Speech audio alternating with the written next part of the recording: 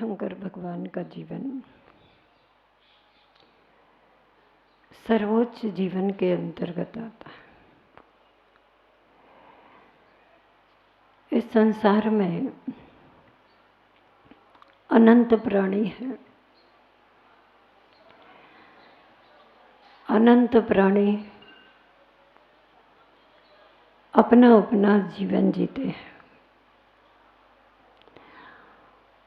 उन सभी में यदि हम देखते हैं तो मानव का जीवन सर्वोच्च जीवन होता है।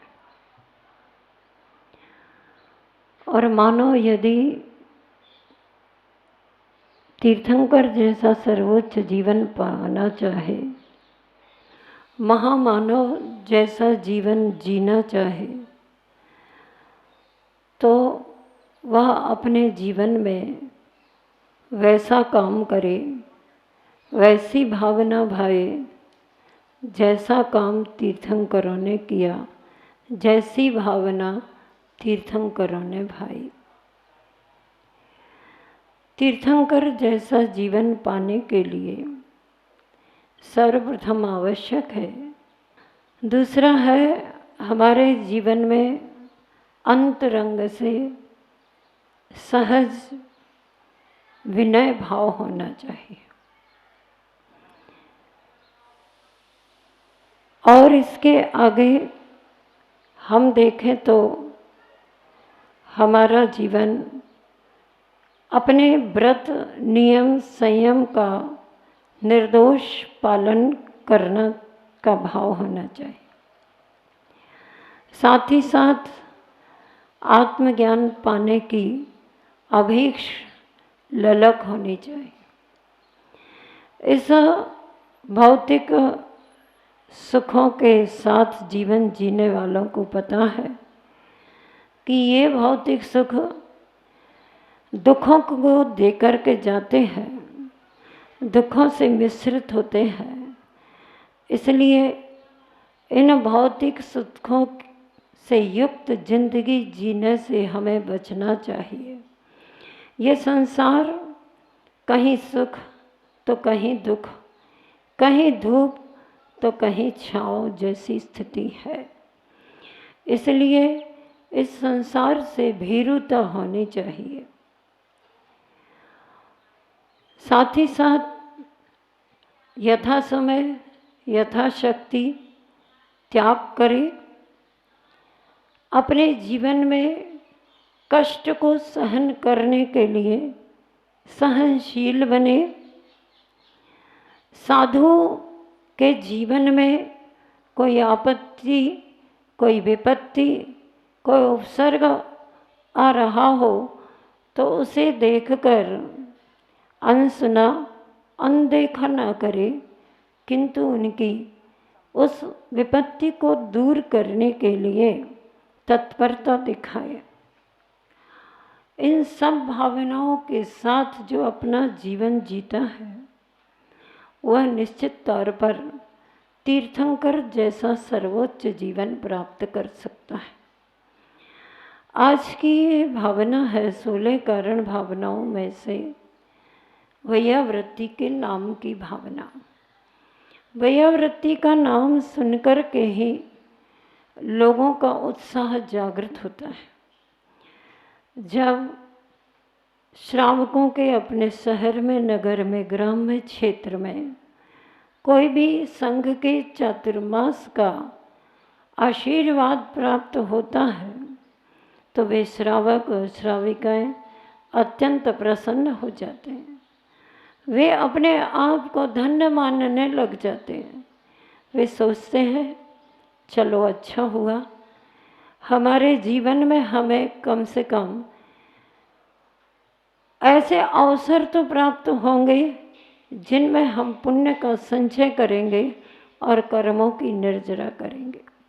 साधु आएंगे, पुरुष वर्ग को उनकी वैयावृत्ति का अवसर मिलेगा और आहार दान का भी अवसर मिलेगा। श्रावक और श्राविका आहार दान दोनों दे सकते हैं। और आर्यिकाएँ आएंगी तो महिला वर्ग को, पुरुष वर्ग को आहार दान देने का अवसर तो मिलेगा, लेकिन वैयावृत्ति के क्षेत्र में महिला वर्ग को वह अवसर प्राप्त होता है। जब साधु आते हैं तो महिलाएं सोचती हैं अब हमारा एक काम तो छूटेगा, एक अवसर हमारा जाएगा। पुरुष वर्ग की ओर संकेत होता है कि देखो आपको स्वर्णिम अवसर मिला, उस अवसर का लाभ लो।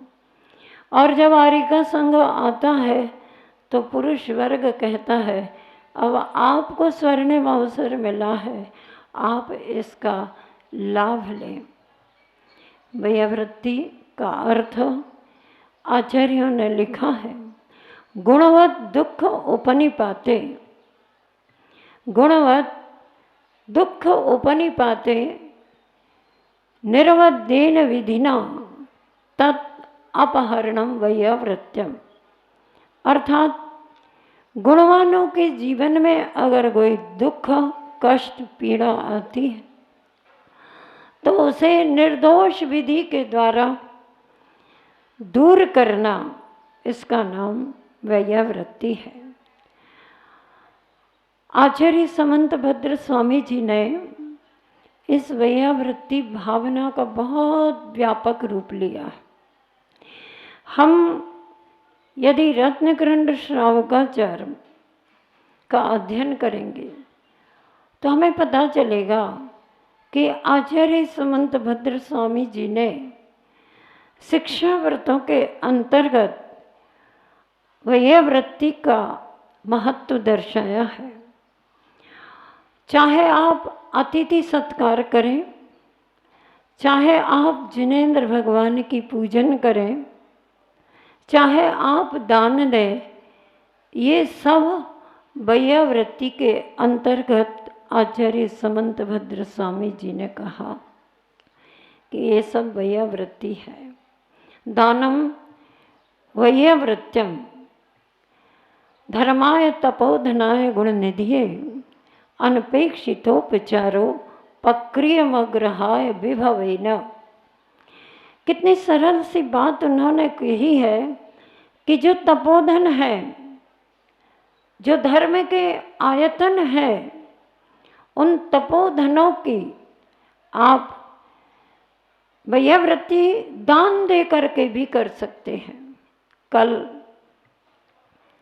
मेरे मन में विचार आ रहा था कि श्रावक हर प्रकार की वैयावृत्ति कर सकता है।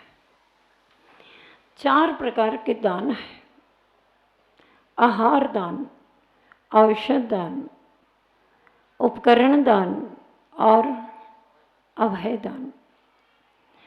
आपको पता है और आपको ज्ञात है कि आहार दान देने से साधुओं के रत्नत्रय की आराधना होती है। आप साधु के अंजलि में आहार देते हैं, एक ग्रास देते हैं, आपका वह एक ग्रास उनकी रत्नत्रय की साधना में सहायक होता है। आप रत्नत्रय की साधना नहीं कर सकते, लेकिन रत्नत्रय धारी को अगर आहार दान देते हैं तो निश्चित तौर पर निकट समय में आप रत्नत्रय के धारी स्वयं बनेंगे।